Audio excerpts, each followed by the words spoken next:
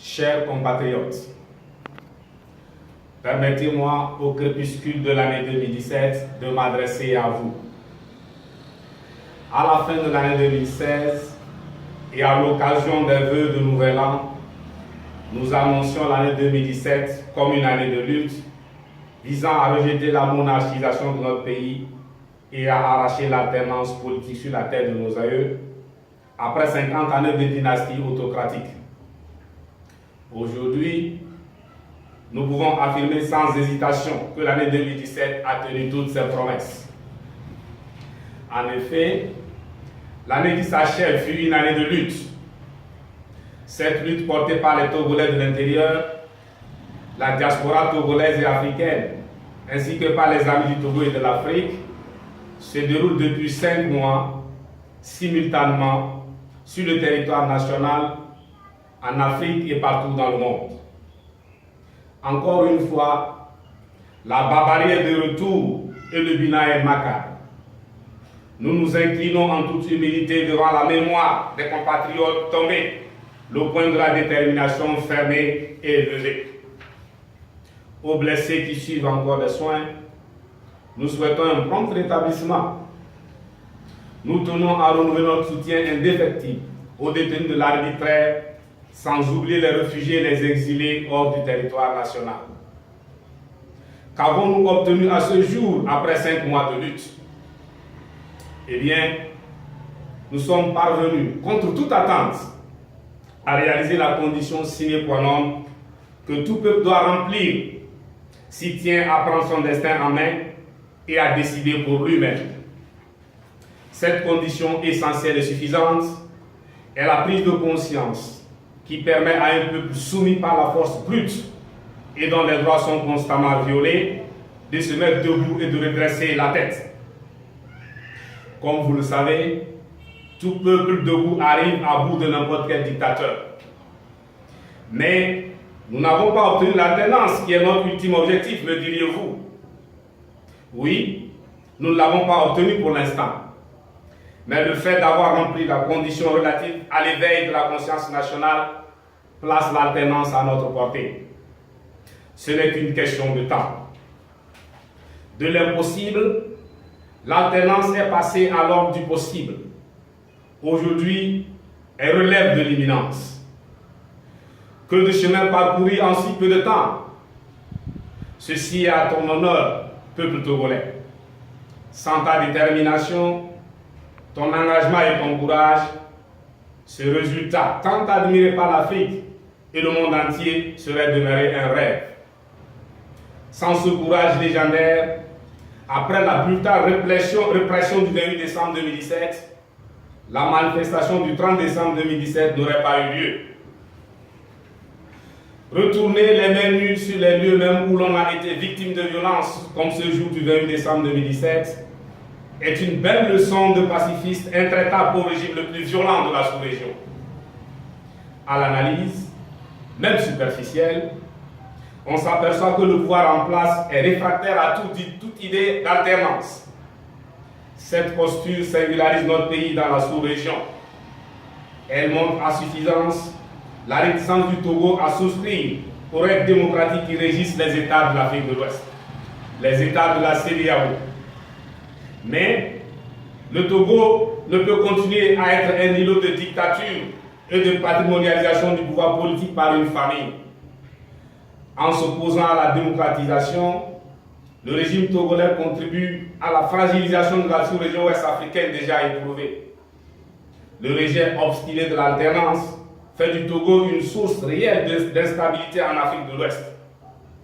Au nom du pouvoir à vie, ils inventent tout pour diaboliser le parti national panafricain. Leur démarche ne dupe personne. Ils se sont posé la question suivante. Quelles sont les problématiques auxquelles l'Occident est sensible? La réponse est toute simple. Le terrorisme, le djihadisme et l'immigration. Entre les deux, le pouvoir a choisi le djihadisme pour une raison toute simple. Le président du PNP est un musulman. En fait, ceux qui nous accusent de djihadisme prouvent par cette accusation qu'ils ne savent pas de quoi ils parlent. Ils oublient que les pays occidentaux, loin d'être dupes, disposent des moyens propres pour vérifier leurs allégations. Effectivement, ils n'ont pas mis du temps à découvrir la supercherie. Trouvez alors autre chose. Par ailleurs, les négro-africains n'ont pas à se faire des guerres de religion dans la mesure où ils sont ceux-là même qui ont inventé la religion d'Osiris, qui a irrigué toutes les religions révélées, à savoir le judaïsme, le christianisme et l'islam.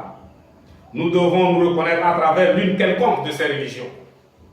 Le PNP se bat pour un Togo guéri définitivement de la corruption et du brigandage d'État, un Togo rassurant pour les personnes, les biens, les services et les capitaux, y compris les capitaux étrangers investis chez nous.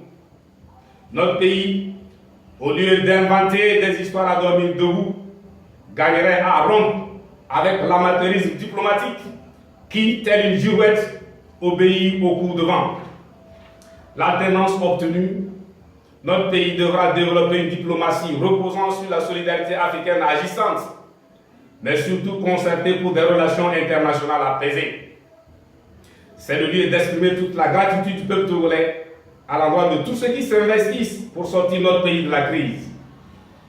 Nous tenons à témoigner notre reconnaissance à l'endroit des chefs d'État de l'Afrique de l'Ouest, particulièrement à la médiation concertée, animée par le président Alpha Condé et Nana Akufo-Addo. Les Togolais sont persuadés que les chefs d'État de la sous-région qui ont à cœur la démocratisation du continent ne travailleraient pas à assurer une longévité démesurée à fort, alors que dans leurs pays respectifs, pour avoir accepté le principe de l'alternance démocratique, ils sont des présidents sortants. C'est l'occasion de saluer la solidarité du Sénégal et du Ghana, solidarité exprimée à travers la création de comités de soutien actifs au peuple togolais en lutte. Nous ne nous permettrons pas d'oublier la femme togolaise qui marche pour dire au pouvoir qu'elle ne peut plus continuer à supporter des grossesses à vie. Chers compatriotes, au nom du Parti national panafricain, je vous souhaite l'alternance pour 2018. Cherchons l'alternance et le reste sera obtenu de surcroît. Pour l'instant, la lutte pacifique continue. Mais la lutte doit continuer avec l'implication de toutes les couches socio-professionnelles et toutes les localités du pays sans exception aucune. L'alternance n'est recherchée contre personne, pas même contre fort. Le citoyen qui, face à ce sursaut national et patriotique, a encore peur ou hésite en raison de son origine, son appartenance ethnique ou religieuse n'a pas encore compris. Demain, nul ne pourra gérer ce pays en stigmatisant une localité, une ethnie ou une religion. Le peuple ne l'acceptera jamais. D'ailleurs, depuis le 19 août 2017, le peuple togolais n'est plus le même. La marche du monde s'y opposerait de façon radicale. La cause que nous défendons est juste et personne ne pourra empêcher notre peuple d'avancer, ni à notre pays de répondre au rendez-vous avec son destin, un État moderne et actif dans la construction de l'État fédéral africain. Pour le reste, la coalition se porte bien. Elle entend continuer à jouer le rôle que vous lui avez confié, c'est-à-dire porter vos aspirations profondes avec au passage obligé l'alternance. Pour finir, je renouvelle mon vœu d'alternance pour 2018. Je vous remercie.